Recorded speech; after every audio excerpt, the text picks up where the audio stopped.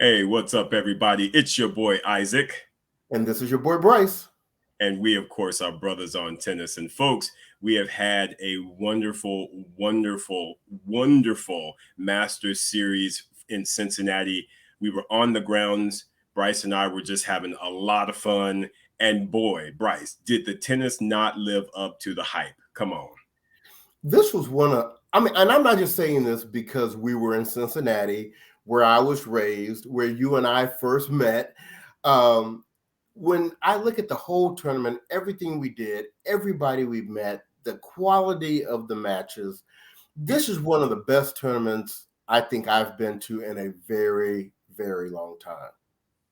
Absolutely agree. It was outstanding. I think that they brought it up to yet another level. I mean, we had such a great time there in 2022, and they absolutely exceeded expectations for 2023. I mean, we met some great people, great networking. And like I said, the tennis was off the chain. Yes. And let's not go much further without giving some shout outs, right? So, first of all, for those of you that are watching this episode, not listening to it as a podcast, but are actually watching it as a video, you will see our new layout. We are now members of the Believe Podcast Network. Happy to be part of the family. They're hooking us up with some new graphics and some new shine and the whole nine. So thank you guys for bringing us on board, and looking forward to a very prosperous relationship with you guys. But Isaac, also, let's talk about at the Western and Southern, some of the people that showed us a lot of love and a lot of support. And we have to start with the media department, right? Absolutely. Yeah, I mean, we got to meet some great folks in there. At the top of the charts, we had Pete Holterman, and he was just outstanding. Great to meet him. Great to be able to collaborate and just chat with him. I mean, so much going on, but he allowed time to just be able to interact, and I that to me was really great on his part, because when a tournament is going on, there's a lot that you are dealing with. So to be able to meet him and have conversation with him was really fantastic. Yes. And then along with him, we had Tony Woods, who, just even from last year, gave us a lot of confidence as a podcast. And so she provided us so many opportunities there on site, as well as facilitating us being interviewed on the local Fox affiliate station there, giving us some additional exposure. So that was great. And then Isaac. Yeah, we had Mike Leichman. Mike, got to give Mike a shout out. Mike was so incredible. Again, a part of the media center, kind of gave us some ins and outs, has been there. I can't even remember how many years that he specified. It was over 20, right? I mean, It's been a long time. And Mike is just another critical element in that whole cog of things that are necessary for the media department to turn. So Mike, thank you so much for just again our conversations and making us aware of a lot of different things that we didn't know about. Right, exactly. And then, of course, hopefully you've been watching social media and you have seen some of the segments we've done. We got a chance to catch up with Prakash, our guy, our relationship with him, with Danny, who we absolutely love from the Tennis Channel, meeting for the first time Nate Ferguson, who was running the stringing department there. And if you have not watched our interview with him, that is a must. There's so much to learn. He dropped so many gems of knowledge there for us. And of course, we got the bellies full. La Rosa's Pizza, shout out to you guys. You guys were awesome. We shot a segment with them that's going to be coming out soon. And Isaac, you got your Skyline chili? Got my Skyline. Woo, Friday was Skyline Day, y'all, and it was delicious. And folks, if you don't know about these things, again, when you go to Cincinnati, these are those gems that we hope we are bringing to you and in making you aware of. So again, you can enjoy some of these things if you are visiting for the first time. Right. And, we just need to briefly hit on a subject that I think a lot of people, at least a lot of people who were there, were aware of. And if you're not, this tournament, the Western and Southern Open, was purchased last year by the Navarro family, or not really the family, but I forgot the name of the actual company that purchased it. And as you know, the Navarro family, they run the women's tournament in Charleston, South Carolina. And it's a very loud rumor that this tournament may potentially move from Cincinnati to Charlotte, North Carolina. And I have been coming to this tournament since I was a child. It's been in Cincinnati forever. And when you experience a week like we just did, it's almost unconscionable. Oh boy, did I screw that word up. Unthinkable. We'll use unthinkable today, right? There we go. It is almost unthinkable to imagine that this tournament would be anywhere other than Cincinnati.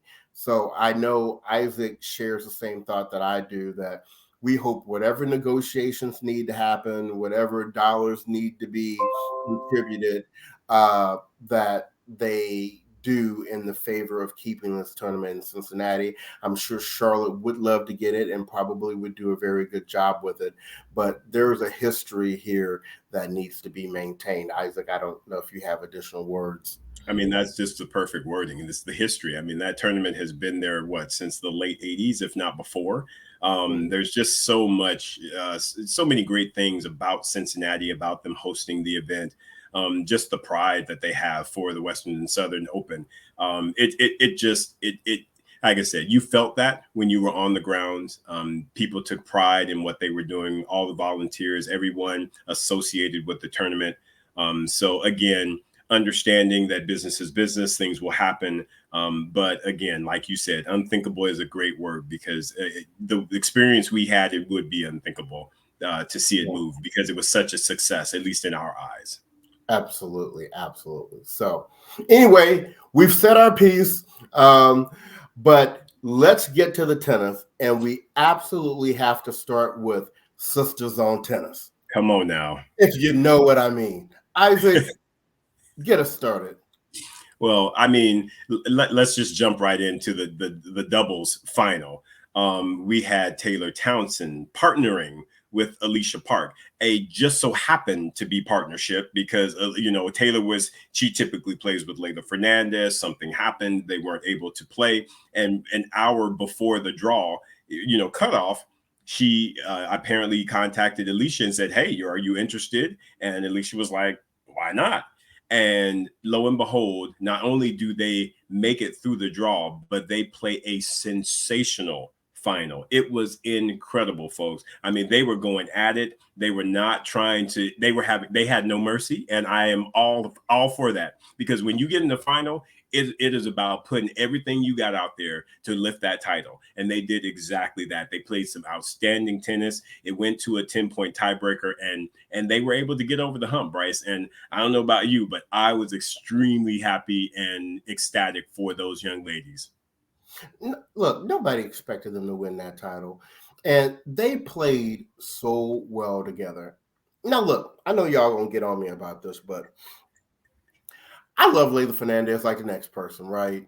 I really do. But there was something about this partnership that I absolutely loved, and I know Taylor's going to go back to Leylah, for the U.S. Open. They were in the what major final were they just in? Was it the French? I think it was the French.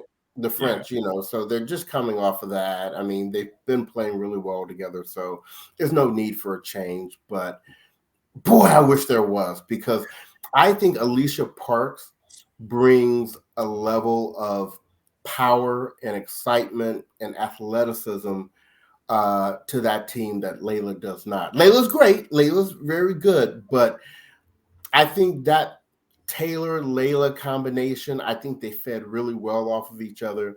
Well, and I agree with you wholeheartedly. I think that not only would it help the partnership, but I actually think it would help Alicia as well, with her singles, because let's not forget Taylor Townsend is about 5 years or so older than Alicia, and she's got a child. So she is, in my opinion, a bit more mature. She sees life a lot differently. And I think that that type of a mindset would go a long way with Alicia Park. So I feel like Alicia would also garner a lot of positives if they were to partner and she were able to spend more time with Taylor Townsend, because as we know, Alicia's got talent out of the, come on. And really, we just need, we need her to be able to have that mindset and that focus that I honestly believe Taylor Townsend could help her with.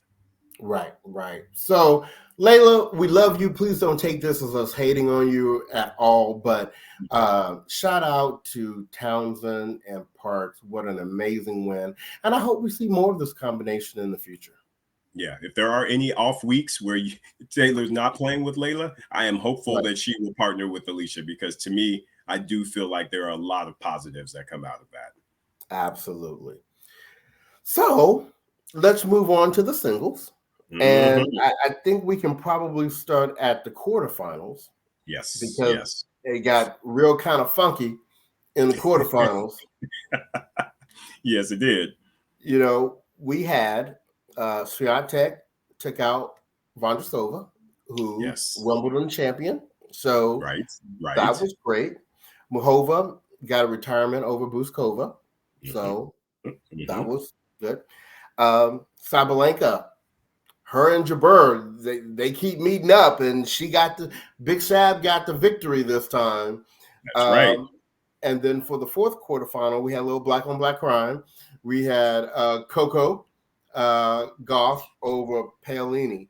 So your thoughts on those matchups, Isaac? Yeah, I mean, honestly, they turned out the way I guess I had expected, to be very honest with you. Like I said, I think Sab was looking to get a bit of, a bit of payback from Wimbledon over Jabeur. So I kind of expected that, and it's on a hard court. Like I said, my thoughts around Muchova. Even though she got a retirement, she is just someone that's on my varsity squad. I like her game. I like her personality. I really, really am happy about the progress that Muchova is making. And again, Coco Gauff, love Paolini, but no, with Coco in the form that she's in, there was no way that Paolini was going to get out of that match unscathed. And Coco was like, here's that whole biscuit for you. Go and get someplace. And again, Swiatek, we know Swiatek, grass is not her surface. So she's trying to build her confidence. She likes the hard court. And she told Vondrousova, I can appreciate the fact that you won Wimbledon, but guess what? I got Grand Slams as well. Exactly. 4. Come on. So that was so good. Very good quarterfinal matchups. It moves us into the semifinals, and then staying on your varsity girl, Muchova against Sabalenka, and Sabalenka squeaked out that first set in the tiebreaker. Muchova really should have won it. Right. But Big Sab got it. But Muchova came back in that second and third set and was like, hold up. And Bryce, that's the thing about Muchova is she's playing with this level of confidence. Like, okay, I can lose the first set. I still believe enough in myself and my game that I can come back and I can still win this thing. And she was like, hey, I already beat you at a Grand Slam. Ain't I scared of you? We can go. Right. Let's go. And she, so to me, I love the fight that she showed. And don't get me wrong, folks. These are two young ladies that honestly are both on my varsity squad. I love Sabalenka. That's my girl. I've been rooting for her ever since she was outside of the top 10. I was telling folks, she gonna push some folks out of the top 10 to make room. And she has done so. I feel that Muchova is on that same track. So, I think it's just a battle, and I feel like they will always have really, really strong battles, bro. What were your thoughts on that match? I just thought it was a really good match. I mean, we always only have a couple of players, it seems these days, on the women's tour that have that kind of high variety type game style. Slice backhand, can come to the net, take care of business. Ash Barty, we saw that with her. We see it with Jabeur. You Yes. know, but I think Muchova, when I compare her to Jabeur, I feel like she has a little extra stick on her ground strokes, right? I would agree. So when she's at the baseline with a Sabalenka or a Iga, I just feel like she can put just a little more stick on it than Jabeur, and sometimes that really makes the difference.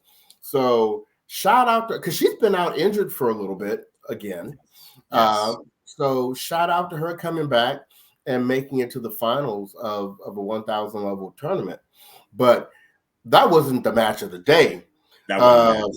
That wasn't even the, close to being the match of the day. no, because look, going into the other semifinal, Coco Gauff was 0 for 7 against Iga Swiatek.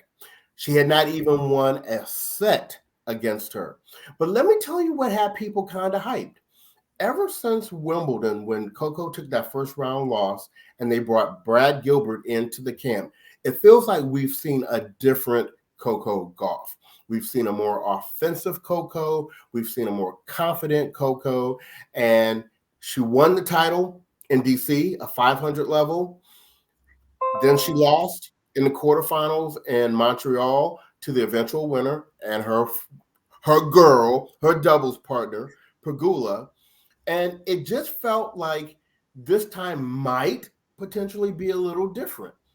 And Isaac, tell us, how did that match go?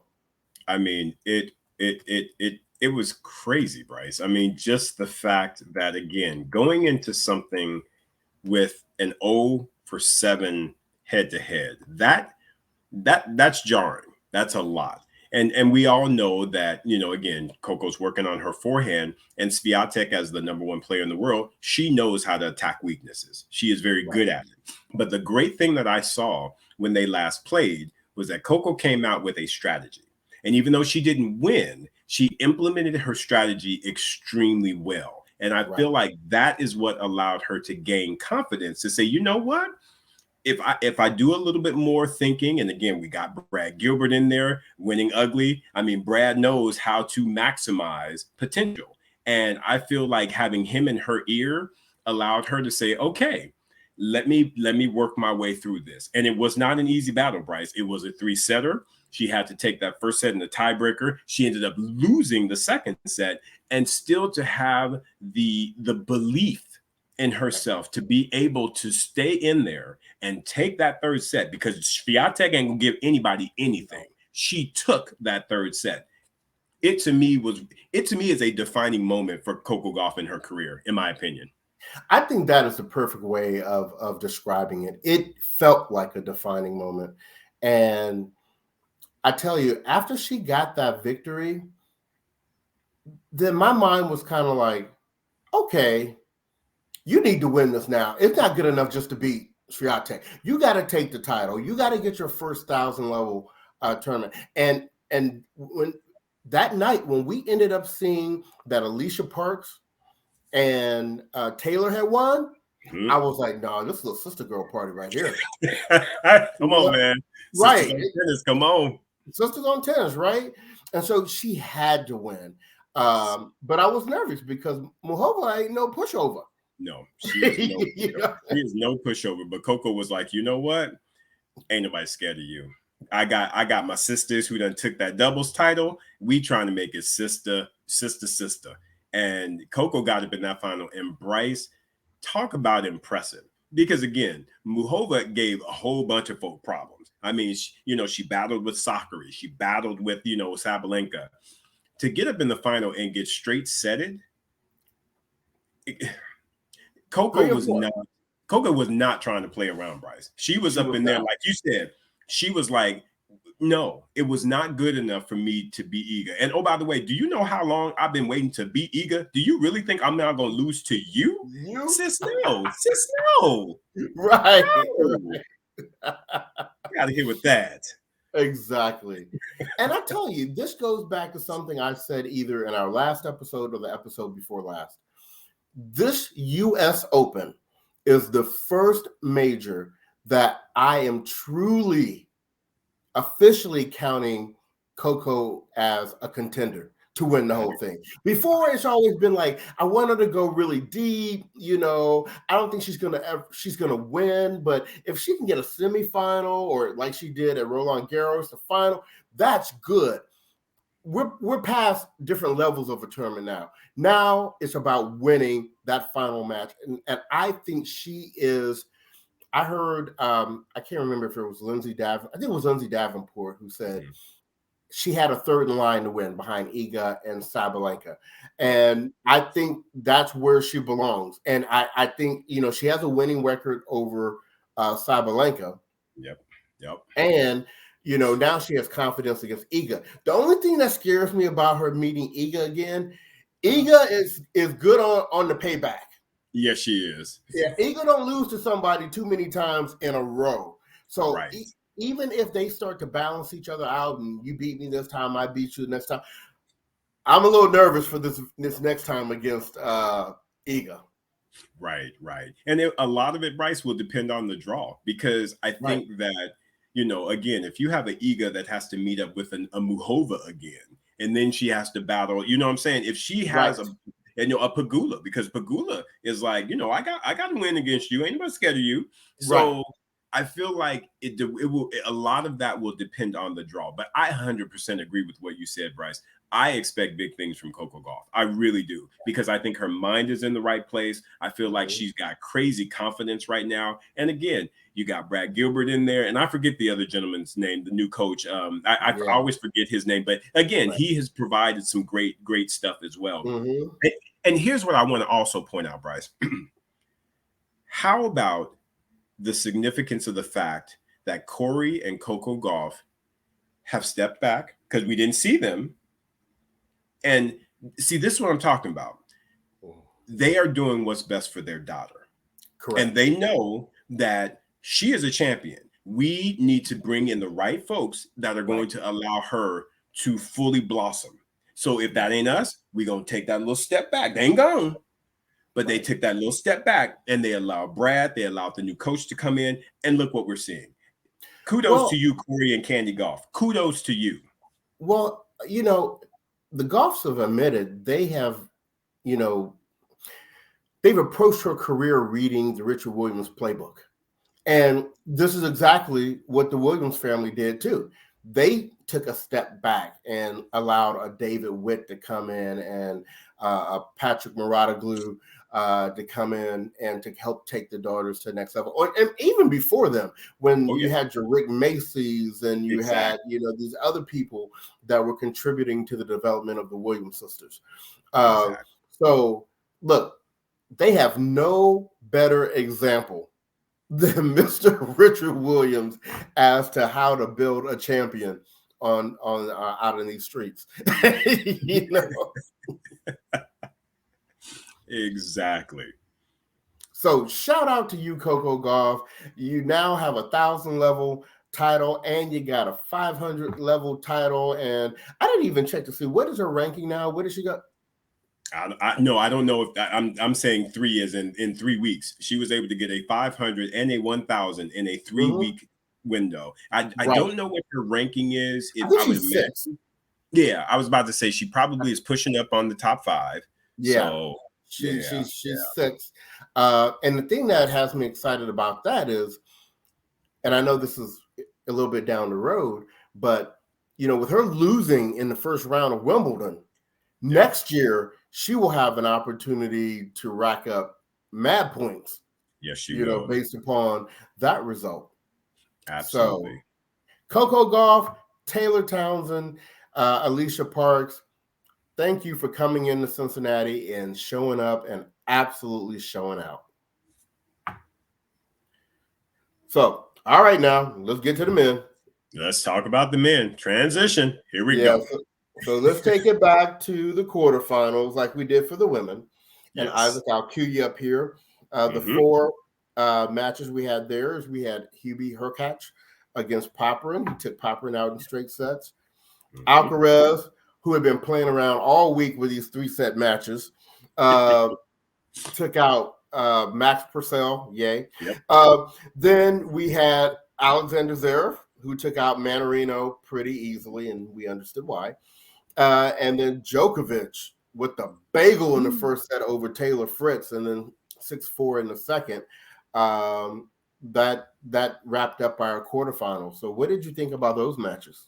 Honestly, Bryce, again, expected. I don't think that any of those results, the only result that was surprising to me was that it took 3 sets for Alcaraz to get past Max Purcell. Right. That's literally the only surprise out of that. I expected Hurkacz to beat Popyrin, Zverev to beat Manarino.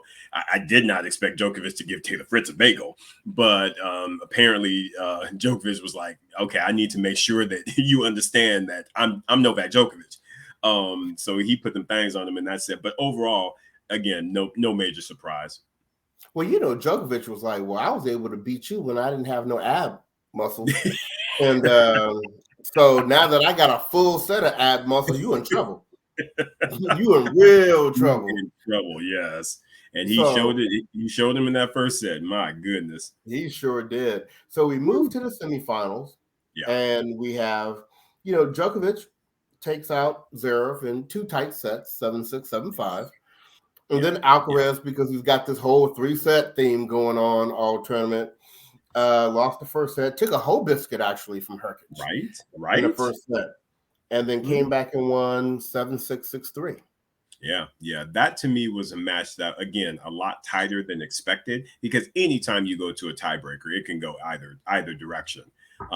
So the fact that he was able to, get that tiebreaker from Hurkacz and then, and then get that third set under his belt. Again, it just seemed like a very, I don't know, it was a interesting Carlos Alcaraz in Cincinnati this year. So, the reason I don't understand all of the 3 setters, I feel like had he kind of put his mind to it, he probably could have gotten through 1 or 2 of those matches in straight sets, but maybe he was thinking of other things. I don't know. But I think, unfortunately for him, it ended up kind of showing up a little bit on the back end of things. It sure did. And, Cincinnati got the final that they wanted, right? Yes. Djokovic, Alcaraz, a rematch of the Wimbledon final. And instant classic, right? Instant classic. It was a battle. And this is what we can expect out of those two, in my opinion, at least for the next couple of years here, is they are going to battle on every surface, because both of them, I mean, we all know Djokovic is, he got 23 Grand Slams for a reason. And Carlos Alcaraz is, again, Djokovic even said it, one of the talented, most complete players he's ever played against. Right. So when you take that, you definitely know that they are going to have some knockdown, drag out battles going forward. And this to me was just an example of that. There was an ebb and flow. When you thought one person kind of had the edge, and then the other person kind of weaved back in and pulled the momentum. And it was just really, it was just a great match. I think it's both mentally and physically draining on both of them. And we saw that specifically with Alcaraz, in my opinion. What were your thoughts on it? Well, I think Alcaraz got caught with the Novak rope-a-dope, right? Yeah. Novak always does a little bit of that, and he's dragging and he can't breathe, and then the moment he gets, the momentum a little bit, then he's like, he Johnny on the spot. He running, hitting backhand winners and all good. So we know that's all part of Novak's stick. But, Alcaraz, it was an interesting week for him all week with these 3 setters. And he actually played way better than I thought he was going to play, because, he came back so many times in this match. But, Djokovic is just a beast. And I think this is what Djokovic has always wanted. He always was like kind of odd man out in the big 3, right? Right.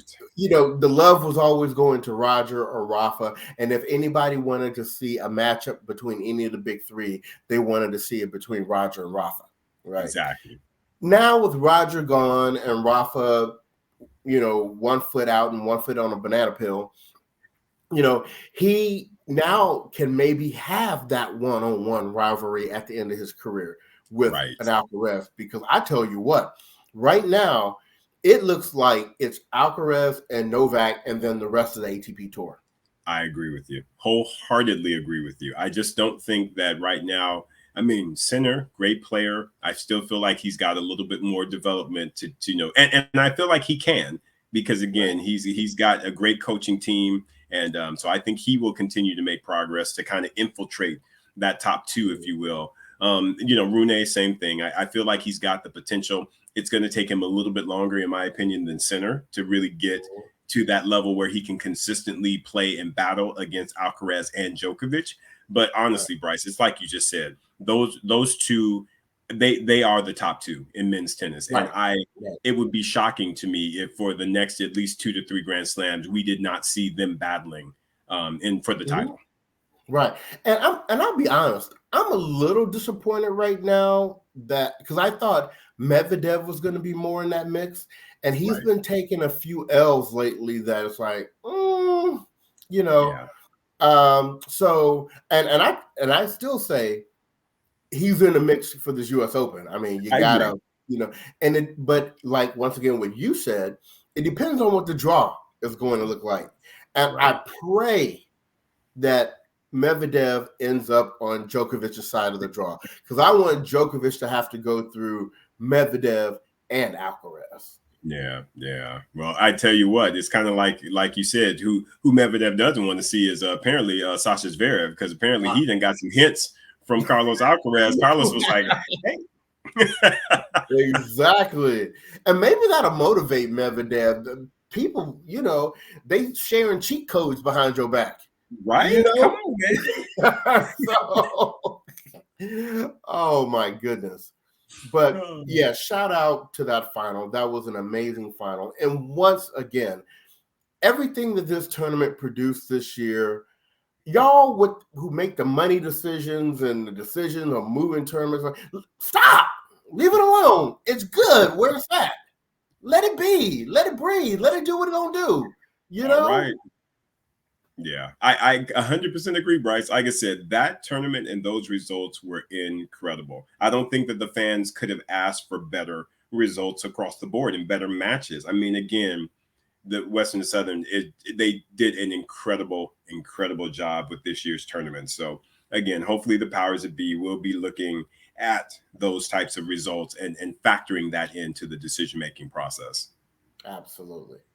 Yeah. So once again, if you haven't been already, please go out on Instagram and social media and check out the content that we put up from our week in Cincinnati. It was a great time. We are actually in New York / New Jersey right now, preparing to enjoy Fan Week and Quali Week here at the National Tennis Center, and also the following week for the first week of the U.S. Open main draw. And we are looking to bring you a lot of more content. And later this week, we have another City Taste of Tennis event. So you know how we do there. You should have 2 weeks of player interviews coming from us. So we're looking forward to that. Isaac, anything else in particular that you're looking forward to these next couple of weeks? Oh man, anytime it's a preparation for a Grand Slam, it's an electric time, and it's New York, so stuff is always going to be popping and off the chain. So I'm just looking forward to the chaos that will ensue. I'm ready for it. Bring it. And I just I'm happy to be in New York, New Jersey, and just really happy to see some good tennis as this last Grand Slam of the year rolls around. How about you, bro? Well, I want to remind the listeners and the viewers that this weekend we will be recording our preview show for the U.S. Open. It's where we tell our first set of lies about what's going to happen at the tournament. So make sure you tune into that. We've been known to call some things right, particularly at the U.S. Open. So check that out. We do currently have a giveaway out there on social media. You can go to our Instagram site. We're giving away a gift bag of swag and goodies from the Western and Southern Open. So if you'd like an opportunity to win that, go out on Instagram, look us up, and you'll see the details to enter. Also, one of the things that we're asking when you are entering for this giveaway is to go in and subscribe to our YouTube channel. We haven't done a lot of promotion on that previously, but we've made a decision that we're going to really start building that channel out. You'll be able to see many more of our videos. You can watch our episodes on video, and you don't have to just listen to them as a podcast going forward. So do us a favor. If you support Brothers on Tennis, go out there and give us a subscribe on our YouTube channel. We would sincerely appreciate it. Excellent. So, Isaac, before we get out of here, any final words that you have? No, man, just shout out once again. Glad to be on the Believe platform. We are so excited about this collaboration, and all of the folks involved. They've been fantastic. And yeah, we just look forward to putting out some great content for you all. Absolutely. Well said. And with that alarm, that tells us it is time to go. So everyone get hyped, get prepared for the US Open, and you'll see plenty of us. So on behalf of the podcast, this has been your boy Bryce. And this is your boy Isaac. And we are Brothers on Tennis. Everyone, be well.